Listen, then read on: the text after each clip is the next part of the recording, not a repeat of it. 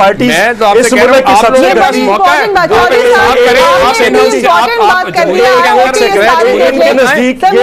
वही लोग हैं जिनके नजदीक हमेशा वो मुकद्दस गाय रहे हैं और पॉलिटिकल पार्टी उनको मुकद्दस गाय और हमारे जैसे गाय समझा और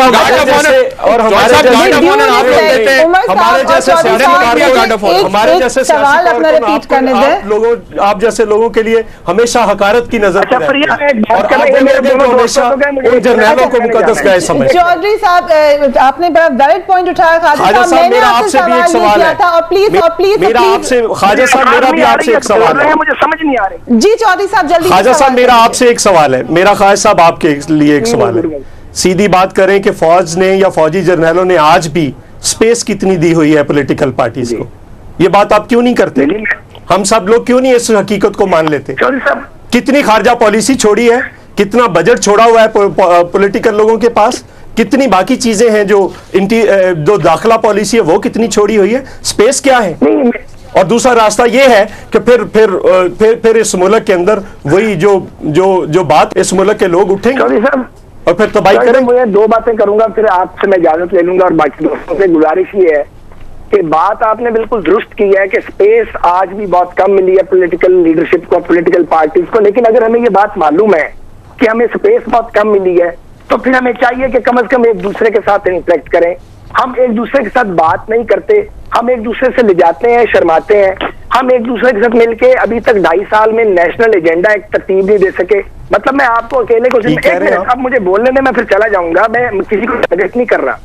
हम इसमें हम जिम्मेदार हैं, आपके साथ अपने आप को समझते हैं। मैं नहीं कह रहा कि आप अकेले जिम्मेदार हैं, कोई ज्यादा या कोई कम। मेरी सबमिशन सिर्फ खत्म करते हुए ये है, अभी भी वक्त है और हाथ से अभी वक्त नहीं निकला। पार्लियामेंट के अंदर या पार्लियामेंट के बाहर जो सियासी कुव्वतें हैं उन्हें सर जोड़ना चाहिए और उन्हें पाकिस्तान के लोगों के मसाइल पर एक कौमी लायामल और एक नेशनल एजेंडा बनाने की कोशिश करनी चाहिए। ठीक है, मैं ये कहूंगा, एक सेकंड फ्रिया, एक मिनट, एक सेकंड, एक बात मैं जरूर कहूंगा कि अगर ये निजाम गिरा तो एक या दो जमातें नहीं गिरेंगी। ये मेरा भाई है उमर चीमा, मैं पहले समझ रहा था कोई और उमर चीमा साहब बैठे हुए हैं। ये मैं डंके की चोट पे कहता हूँ, सारी सियासी क़यादत को बुलडोज कर वो लोग आएंगे, फौज तो शायद आने के काबिल नहीं रहेगी, वो लोग आएंगे जो इस मुल्क में अनारकी फैलाएंगे। और जो दावत दे रहा है ना फौजी जर्नैलों को लंदन में बैठ के जो एक पाकिस्तान का लीडर, उसके भी हाथ कुछ नहीं आएगा।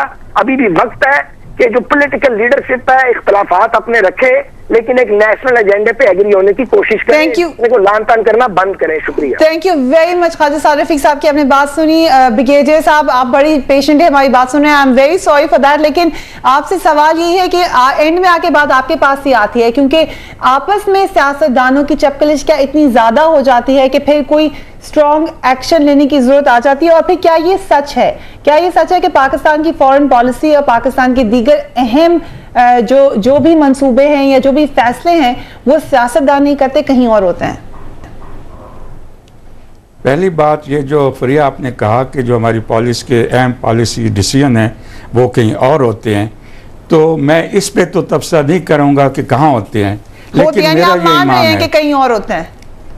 नहीं, आप कुछ भी कंक्लूजन ड्रा कर लें, इन्फेरेंस ड्रा करें, लेकिन मेरा जो साद रफीक साहब कह रहे थे, मेरा 100% उनके साथ ये मैं मुतफिक हूँ कि अगर ये पार्लियामेंट हमारी जो है और पार्लियामेंट के जो इख्तियारात हैं और वो खुद मुख्तार हो, तो फिर ये फैसले पार्लियामेंट के अंदर ही होने चाहिए। और पार्लियामेंट को अपनी जो ताकत है, जमहूरियत उनके आइन ने उनको ताकत दी है पार्लियामेंट को, वो अपनी ताकत को इस्तेमाल क्यों नहीं करते और वो फैसले करने का जो इख्तियार है वो अपने हाथ में क्यों नहीं लेते? एक तो मेरा ये सवाल है।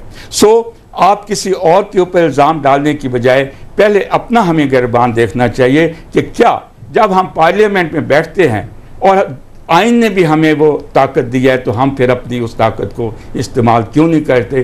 क्यों डरते हैं? किस लिए हम इनवर्ड लुकिंग हो जाते हैं? किस लिए हम डरते हैं? क्यों हम किसी और तरफ देखते हैं? चौधरी साहब आप क्या समझते हैं, सोल्यूशन क्या है?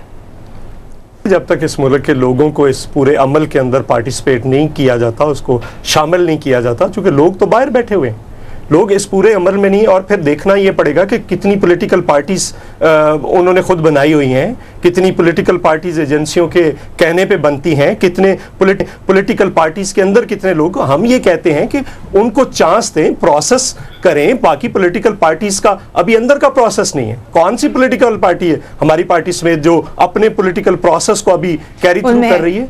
अब ये बुनियादी चीजें हैं जो हमें करनी है, और हमें तो आगे की एक सेकंड के लिए मुझे लेट मी कंक्लूड। मुझे तो आगे ये बहस करना थी कि इस मुल्क में कौन सी जमहूरियत चाहिए, सरमायादारों की जमहूरियत, जागीरदारों की जमहूरियत, या इस मुल्क के मेहनत का शवाम। और मुझे फिर वापस खींच के ले लिया जाता है कि मार्शल लॉ या जमहूरियत। मुझे लाहौर स्टूडियो से ज्वाइन करते हैं उमर चीमा साहब, गौहर अयूब साहब हमारे स्टूडियो में मौजूद है, साथ में ब्रिगेडियर इम्तियाज साहब भी मौजूद है, ख्वाजा साद रफीक साहब was on the phone line. सवाल यही है कि पाकिस्तान में सबसे अहम चीज इस वक्त स्टेबिलिटी है। बार बार ये बात कही जाती है कि अगर जमहूरी हुकूमत को क्रिटिसाइज किया जा रहा है तो मार्शल लॉ के लिए रास्ता नरम किया जा रहा है, मगर समझने की बात यह है कि पाकिस्तान इस वक्त जिस नाजुक दौर से गुजर रहा है, और बार बार ये बात कही जाती है कि हम बार बार ये कहते हैं कि पाकिस्तान नाजुक दौर से गुजर रहा है, मगर आप पाकिस्तान की पास हिस्ट्री उठाकर देखें तो जितने भी नाजुक अदवार आए बिलाशुबा पाकिस्तान उन सब से निकल कर बाहर आया। और इस वक्त भी यही जरूरत है कि थोड़ी सी पेशेंस, थोड़ा सा इस्तेहकाम और एक दूसरे की आपस में बाहिनी अंडरस्टैंडिंग बहुत जरूरी है। इसके साथ ही फरिया इदरीस को, मेरी टीम को अब इजाजत दीजिए। कल फिर आपसे मुलाकात होगी। फीडबैक के लिए do write to us on ICICNBCPakistan.com।